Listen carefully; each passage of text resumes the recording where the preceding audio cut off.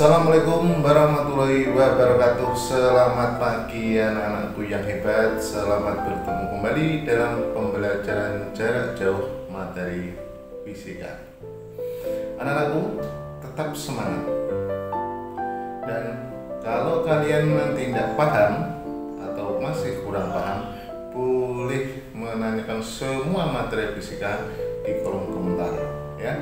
Nanti akan kami jelaskan secara detail dan semuanya gratis anak-anakku.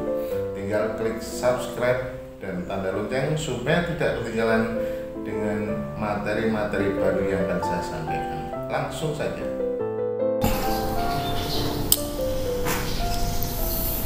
Reaksi inti. Reaksi inti merupakan peristiwa perubahan suatu inti atom sehingga berubah menjadi inti atom lain dengan disertai munculnya energi yang sangat besar.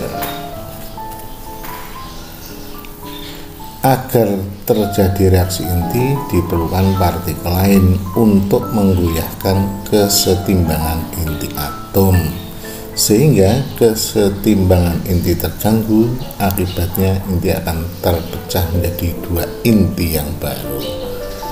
Kita lihat ada uranium ditembak dengan neutron, pecah menjadi Ba dan Kr, menghasilkan 3 neutron baru dan energi. Kita ulang. Uranium 235 ditembak dengan inti neutron, ini reaksi fisi ya, maka uraniumnya pecah menjadi 2 inti baru dan menghasilkan 3 neutron. Ingat, modalnya 1 neutron, dapatnya 3 neutron. Lanjut.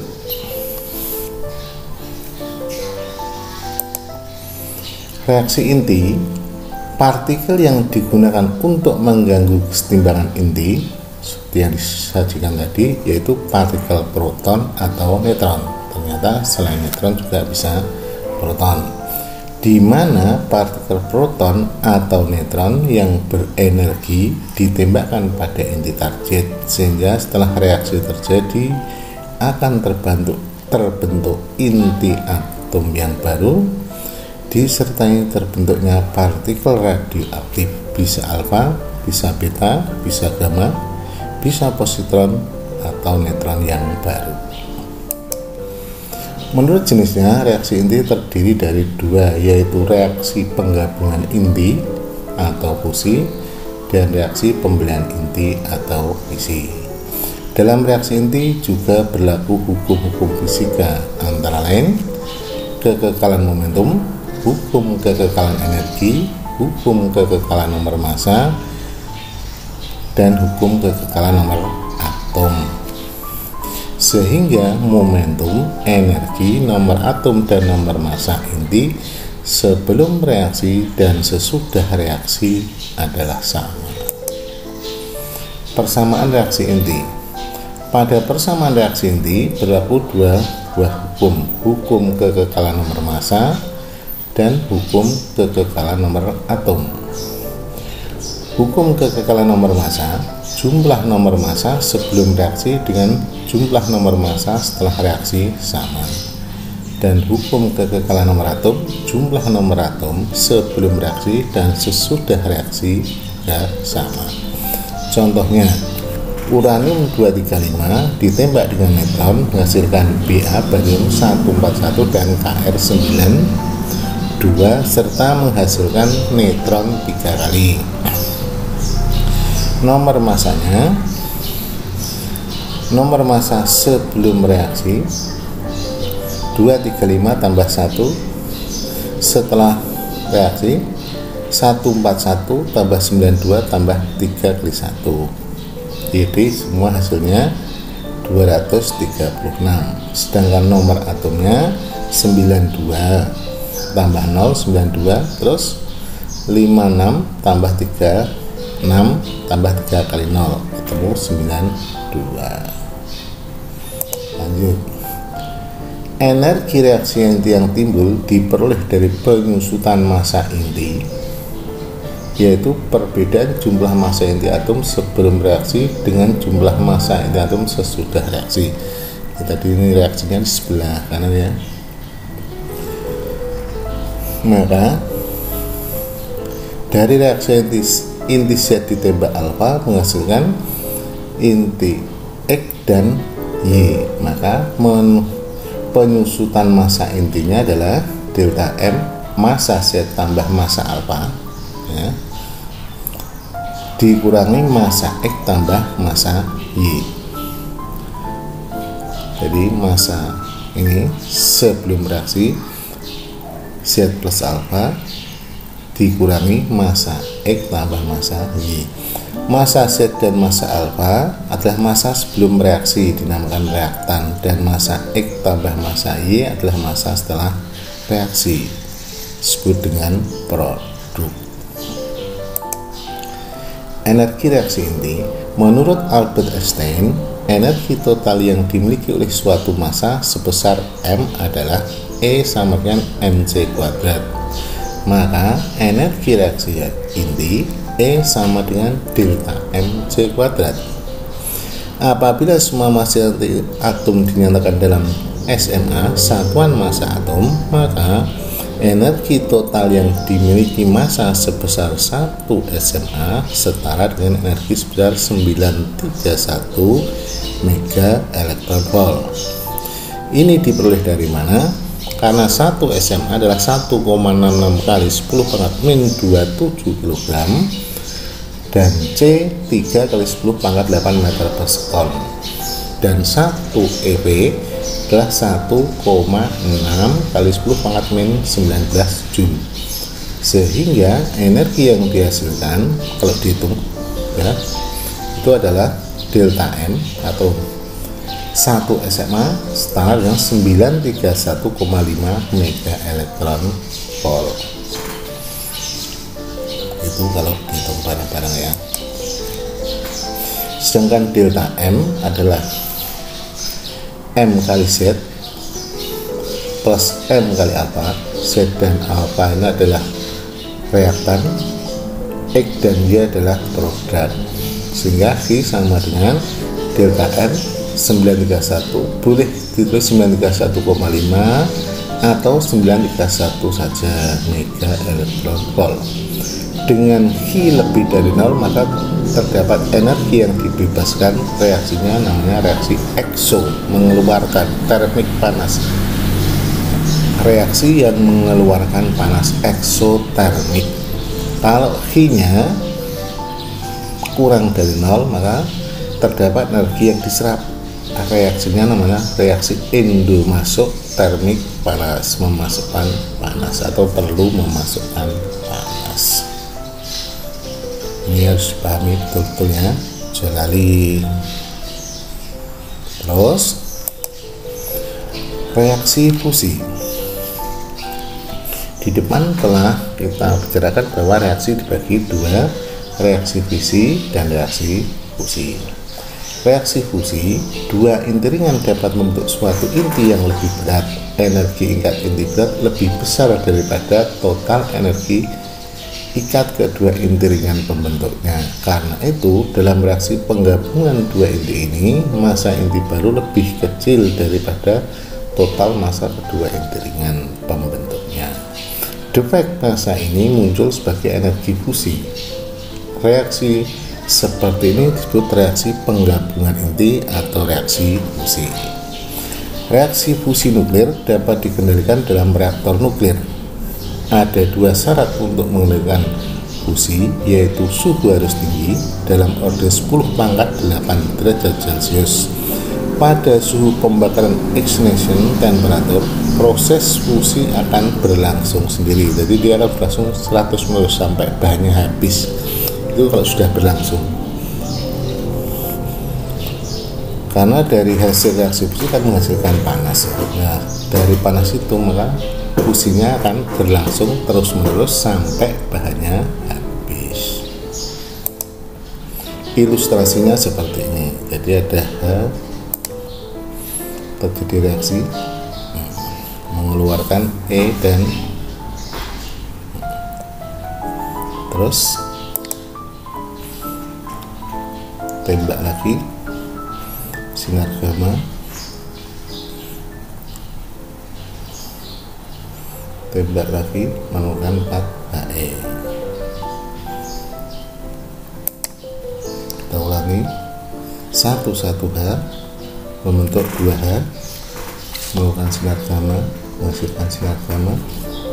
Dari 2H tembak 1H menjadi 3HE, 3HE tembak dengan 3HE menjadi 4HE, menghasilkan 1H2, 1H2 lagi bereaksi lagi. Kita ulang sekali lagi, 1H1 reaksi menjadi 2H ya, 2H ditembak lagi 1H menjadi 3HE, 3HE tembak lagi 3HE menjadi 4HE. Stop. Nah, di sini kuncinya. Menjadi 3HE, 1H dan 1H. Kedua ini nanti bereaksi lagi. Yang 1H tadi ya, bereaksi lagi.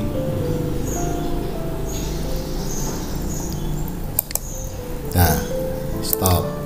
1H bereaksi. Kita mulai lagi. Ketemu 2H menghasilkan energi, memancarkan cahaya ya, mengeluarkan E dan E, yang satu plus E, yang satu E menjadi netral, langsung lagi menjadi sinar gamma. Akhirnya 2H ketemu 1H, 2H ketemu 1H, akhirnya jadi 3HE, 3HE ketemu 3HE menjadi 4HE. 4HE ini menghasilkan 1H plus 1H. Nah, ini bereaksi jadi seperti itu terus menerus sampai bahannya habis, berlangsung secara terus menerus sampai bahan habis. Kalau masih proses diulang-ulang ya. Nah, rantai proton-proton di bagian dalam matahari melalui beberapa tahapan dengan hasil akhir 4 buah proton ya, yang simbol 11H bergabung membentuk sebuah helium 42He. Karena materi disusun oleh hidrogen biasa 1H, maka pertama kali hidrogen perlu diubah menjadi deuterium 2H. Ini dilakukan menurut reaksi 1H tambah 1H menjadi 2H plus elektron. E positif namanya positron ya. Begitu kita memiliki 2H, reaksi berikut dapat terjadi adalah 2H plus 1H menjadi 32HE plus sinar gamma, diikuti oleh 3HE plus 3HE menjadi 4HE plus 2 proton. Rantai proton-proton adalah 4 buah proton yang bergabung bentuk sebuah inti 42He ditambah dengan 2 positron, 2 neutron dan 2 sinar gamma. Kita dapat menuliskan hasil akhir sebagai berikut. Hasilnya lagi 4 proton membentuk 24He plus 2 positron plus 2 energi plus sinar gamma. Nah, reaksi fusi pada materi seperti ini kita lihat. Pertama, H positif kena neutron ya, membentuk H2, kemudian kena neutron lagi membentuk H3, kemudian tembak lagi H3 kena proton membentuk 42He ya, diulangi ya. Kalau masih proses bisa diulang-ulang, jadi ketemunya ini. Kita ulangi ya. Pertama ya, Lanjut, ini adalah tentang reaksi fusi yang tadi.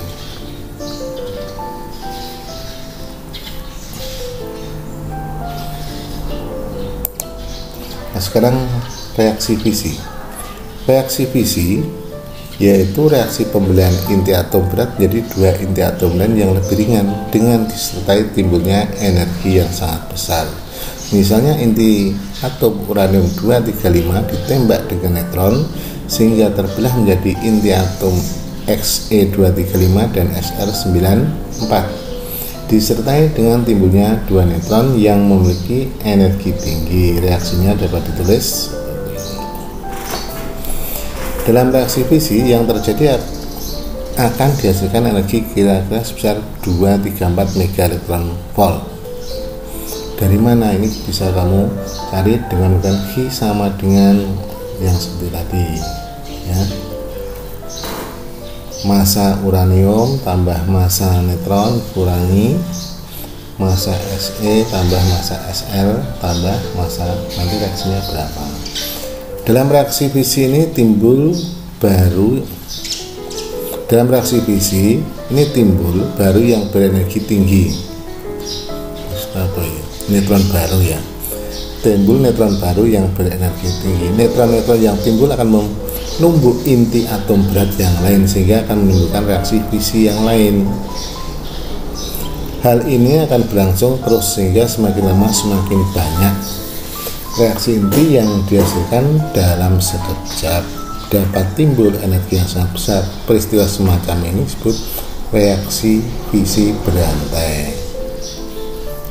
Reaksi fisi berantai yang tak terkendali akan menyebabkan timbulnya energi yang sangat besar dalam waktu relatif singkat sehingga dapat membahayakan kehidupan manusia. Reaksi berantai yang tak terkendali terjadi pada bom atom. Contohnya seperti apa? Nah ini ya. Nah kalau satu inti, ini hanya satu inti. Kita ulang. Neutron nabrak satu inti uranium, maka uranium membelah BaKr dan menghasilkan tiga neutron baru. Tiga neutron baru itu membentur uranium di sebelahnya, inti uranium di sebelahnya. Berarti setelah ini terjadi satu reaksi terjadi tiga reaksi. Tiga reaksi ini nanti menghasilkan masing-masing tiga membentur sebelahnya. Kita lihat contoh selanjutnya.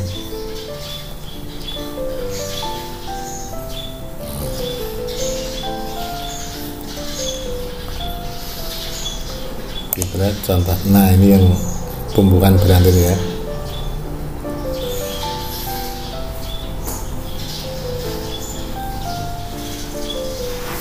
Kita ulangi ya. Neutron membentur inti uranium. Nanti setiap sekali tabrakan ini akan menghasilkan tiga neutron membentuk di sebelahnya. Penjelasan seperti apa? Satu neutron setelah terjadi reaksi fisi dengan uranium itu menghasilkan tiga neutron baru. Tiga neutron baru membentur inti uranium di sebelahnya. Kemudian menghasilkan reaksi fisi yang tiga reaksi fisi baru. Setiap tiga menghasilkan tiga neutron membentur di sebelahnya. Ya, tiga dari tiga neutron tadi membentur tiga-tiganya ke neutron yang uranium yang inti uranium yang baru, sehingga reaksi seperti ini dengan reaksi berantai. Kalau waktunya sangat relatif cepat ya seperti petasan itu ya, seperti bom dir gitu ya. Energi yang timbul dari reaksi fisi yang terkendali, tadi yang tidak terkendali, sekarang yang terkendali dapat dimanfaatkan untuk kehidupan manusia. Reaksi fisi terkendali yaitu reaksi fisi yang terjadi dalam reaktor nuklir, reaktor atom, di mana dalam reaktor nuklir neutron yang terbentuk ditangkap dan tingkat energinya diturunkan sehingga reaksi fisik dapat dikendalikan. Jadi untuk reaksi inti itu yang harus kamu pelajari.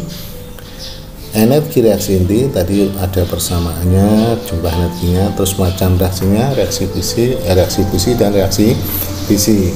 Reaksi fisi ada yang terkendali dan tidak terkendali. Yang tidak terkendali terjadi pada bom atom, yang terkendali terjadi pada reaktor atom. Khusus reaktor atom nanti akan kita pelajari di materi khusus reaktor atom.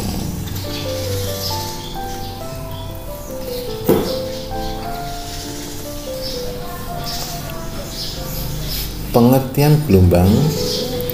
Gelombang adalah merupakan getaran yang merambat. Gelombang merupakan energi yang merambat juga boleh. Gelombang juga bisa berupa usikan yang merambat. Pembagian gelombang. Pembagian gelombang menurut arah getarnya, gelombang ada dua, yaitu gelombang transversal, arah getarnya tegak lurus dengan arah rambatannya, dan gelombang longitudinal, arah getarnya searah dengan arah rambatannya. Contoh gelombang transversal adalah gelombang permukaan air, gelombang tali, gelombang elektromagnetik, itu semuanya gelombang transversal.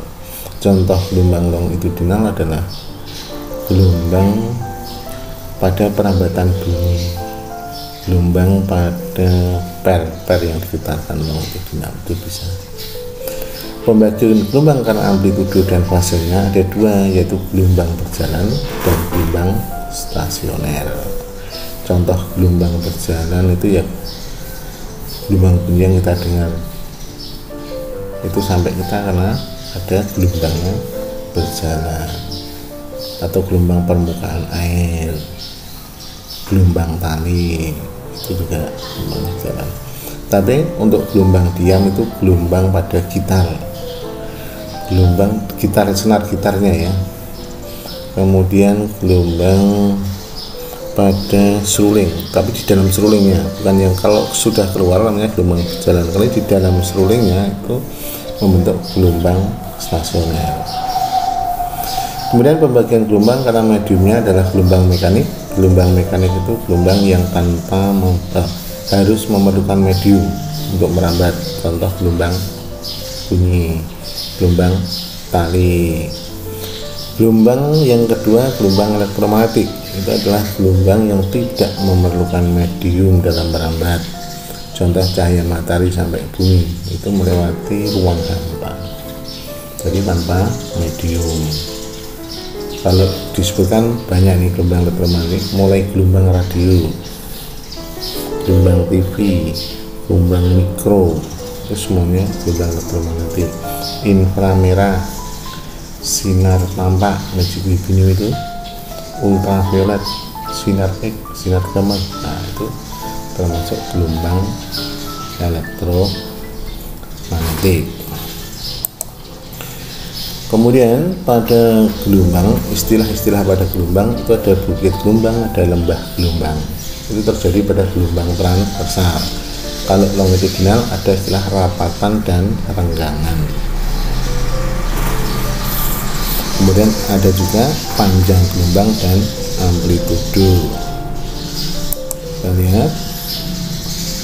Nah, satu lambda itu satu bukit dan satu lembah. Itu jarak yang memisahkan satu bukit dan satu lembah itu sejauh lambda. Jarak yang terpisah sejauh satu bukit dan satu lembah itu namanya satu lambda.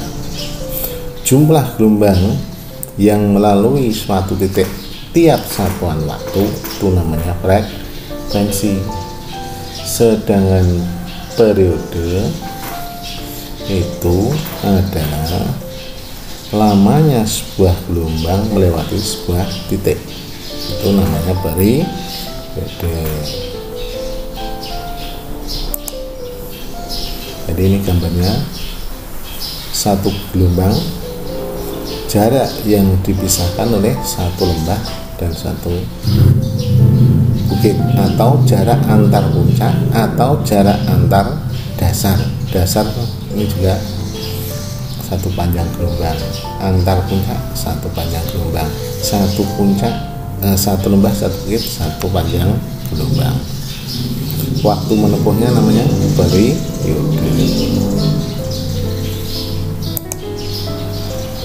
Kemudian hubungan besar-besaran pada gelombang ada lambda panjang gelombang, P adalah frekuensi, cepat lambat, T adalah periode.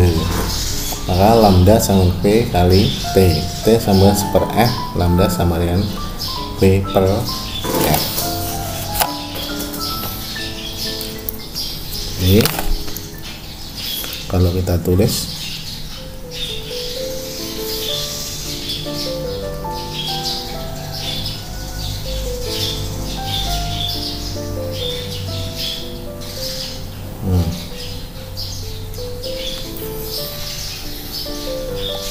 lambda adalah apa? Panjang gelombang. Ini adalah bisa meter satuannya. Cepat lambat gelombang.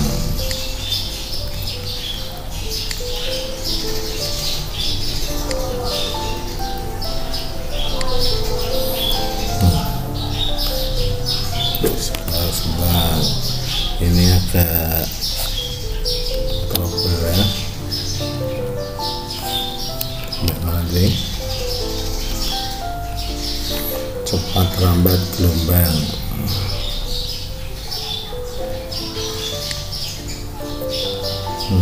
Apa ya?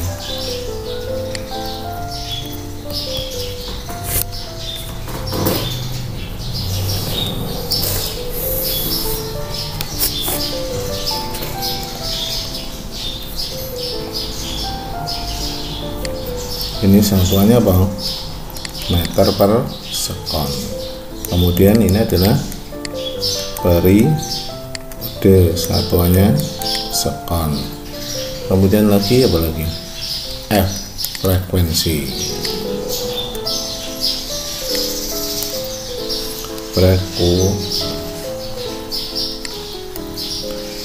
Sebentar ini jalur ganti.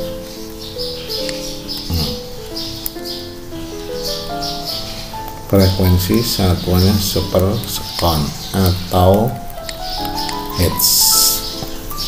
Itu untuk istilah-istilah pada gelombang. Kita lanjut. Gelombang berjalan, ini gelombang transversal. Jadi misalkan A digetarkan, setelah A bergetar selama T detik, maka titik P telah bergetar. Nah, sekarang di titik A dengan titik P, getarnya dulu mana? Tentu saja dulu A. Selisihnya berapa? Selisihnya adalah T, di mana T-nya selisihnya adalah X per P. X-nya ini P. Maka persamanya TP sama dengan T lamanya bergetar dikurangi X per V, maka TP per T sama dengan T min X per V. Ini lamanya jalan dari titik A ke titik P, atau fasenya ini ya, saatnya di P, fase di P, T min periode dikurangi X per lambda. Loh, kok bisa X per lambda Pak? Kan gini, ini rumusnya ini, jadinya kan gini, T per T jadi X per V kali X bagi T, V kali T, maka V kali T itu sama dengan lambda. Makanya yang atas tadi harus dipelajari. Kita lanjut. Maka simpangan gelombang berjalan di titik P Y sama dengan sin omega TP, di mana omega 2P per T. Ini waktu gerak melingkar juga ada, ini gerak rotasi ini ya, ini rumus gerak rotasi juga ada. Kemudian di mana kalau ini A, simpangannya A sin, omeganya diganti, ini ada A nya ya, omeganya diganti dengan 2pi per T, TP nya diganti dengan T min X per P, sehingga A sin 2pi TP min 2pi X per lambda. Ini yang dari tadi ya, kok iso 2 jadi lambda, ini dari mana? Nah, ini nek di kan gini, 2pi per T kali T min 2pi ya kali X kali V kali T, dan ini adalah lambda, dan persamaannya menjadi Y sama dengan A sin. Jadi ini sebenarnya kurang A tadi ya, belum kita tulis ya, A sin 2pi FT min 2pi X per lambda, di mana 2pi per lambda ini sama dengan K, ini dinamakan bilangan gelombang, atau Y sama dengan A sin 2pi FT min KX. Itu persamaan gelombang. Secara umum maka persamaan gelombang bisa seperti ini, Y sama dengan A sin 2pi FT plus minus 2pi X per lambda, atau Y sama dengan A sin 2pi FT, atau bisa juga begini ya, karena omega itu sama dengan 2pf, maka bisa juga ditulis A sin 2pf ini ganti omega t plus minus kx. Keterangannya ada di bawah, di pause, setelah itu dipelajari. Kemudian untuk selanjutnya adalah gelombang stasioner. Untuk gelombang stasioner akan kita pelajari pada pertemuan berikutnya. Ya, demikianlah pembelajaran jarak jauh hari ini. Karena waktunya memang sangat sedikit, dan silahkan tombol subscribe dan tanda lonceng supaya tidak ketinggalan dengan materi-materi ujian saya yang baru. Silahkan bertanya, akan saya jawab lewat kolom komentar ini, akan saya jawab dan akan saya kirimkan video-video penjelasan materi fisika SMA. Tetap semangat, mohon maaf kalau ada kesalahan. Wassalamualaikum warahmatullahi wabarakatuh.